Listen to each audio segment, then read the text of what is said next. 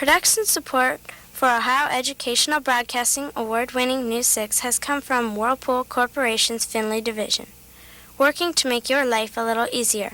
Additional support has come from the Northwest Ohio Educational Technology Foundation and from this public television station. Hi, welcome to News 6. We're 6th graders from Portage Elementary School in Port Clinton, Ohio. Here's what you'll be seeing on News 6 today. A taxidermist, an old-fashioned post office, and a United States Coast Guard station.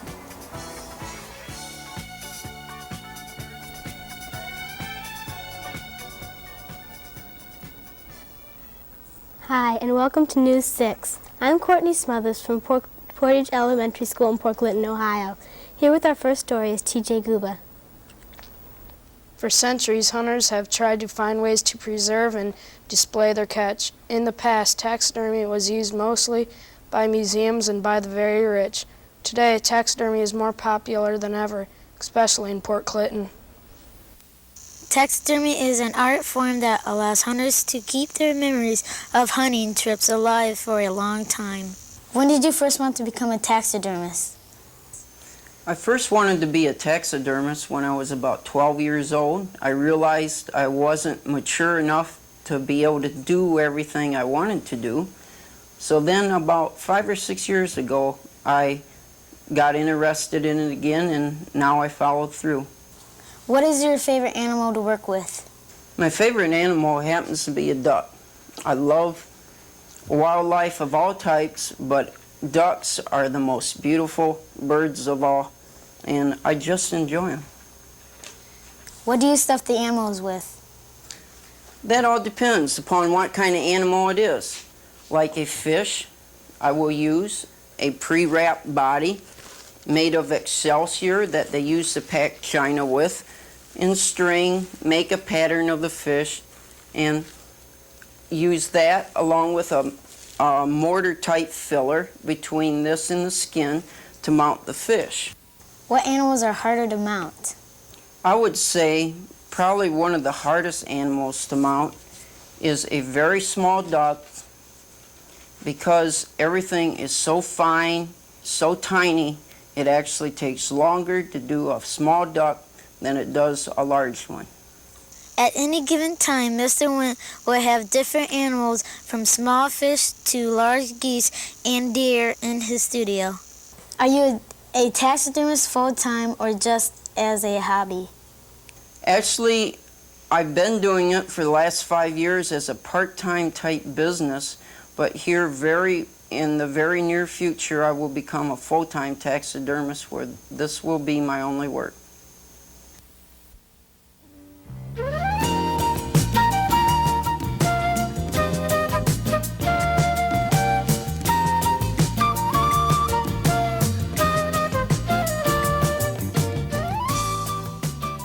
Today's show is being produced by the 6th grade at Portage Elementary School in Port Clinton, Ohio.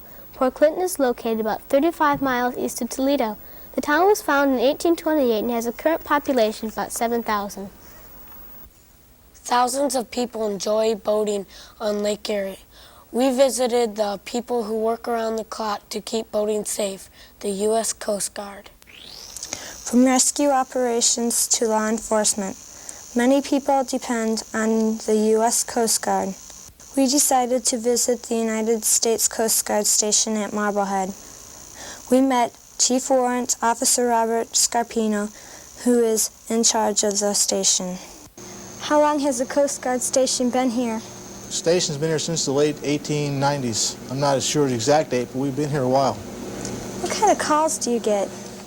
We get calls that range from people running out of gas, people not coming home when they're supposed to, boats on fire, people capsizing. We get all kinds of calls. We do have the radio room. Besides the boats, our other main job is to listen to the radio so we know somebody's in trouble. And this is where it all takes place. Somebody's here 24 hours a day, 7 days a week, listening to radios. We have about 4 different radios actually. We've got one Marine Band radio that works off our antenna that we use locally. We've got what they call a high-level site. The antenna is similar, actually close to Cleveland. Then we have another radio up on the hill, which gives a little farther out. We also have a CB radio, in case somebody wants to call us on CB. A lot of boats do not have marine radios, they have CB radios. But this is probably the nerve center of everything we do is right here. Unless we get the call, we can't go out and get them. What kind of emergency equipment do you have? Most of our boats carry tow lines, fire pumps, dewatering pumps, first aid kits, and tools. What do you do with the boats in the winter? Once we pull them out of the water, we'll take them in the boathouse, sand them down, paint them, fix the engines, do whatever we have to do to get them ready for next year. Anyone who has ever been boating should feel safer knowing that the brave men and women of the United States Coast Guard are on the job, living up to their motto, always ready.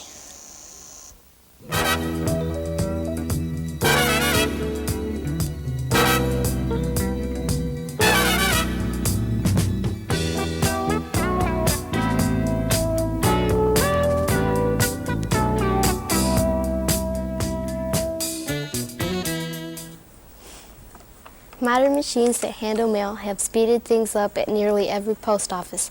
In Gypsum, we have one of the few post offices left in the country that still does everything by hand.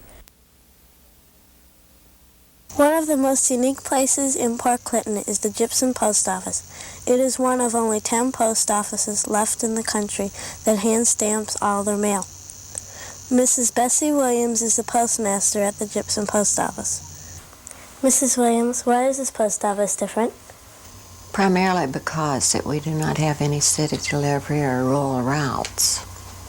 All of our patrons pick their mail up out of the post office boxes every day. How long has this post office been open? This particular office has been open 4 years, the 31st of this month. But we were across the street since 1957. How long have you been postmaster? I've been postmaster 13 years. I've been with the Postal Service 29. What happens to a letter when it cuts to the post office? It has to have 22 cents on it. We hand cancel all of our mail in this office, which also makes it different to the big city offices. When it's dropped in the mail drop, we pick them all out and then take over to the canceling table. And we have a hand stamp that we stamp each letter with. It then goes out of here and goes to Toledo, and Toledo processes them to wherever they're going. Even though it isn't as modern as most others, the Gypsum Post Office takes pride in the special care given to each piece of mail. That's all for this week's show. Join us next week when News 6 travels to Maumee.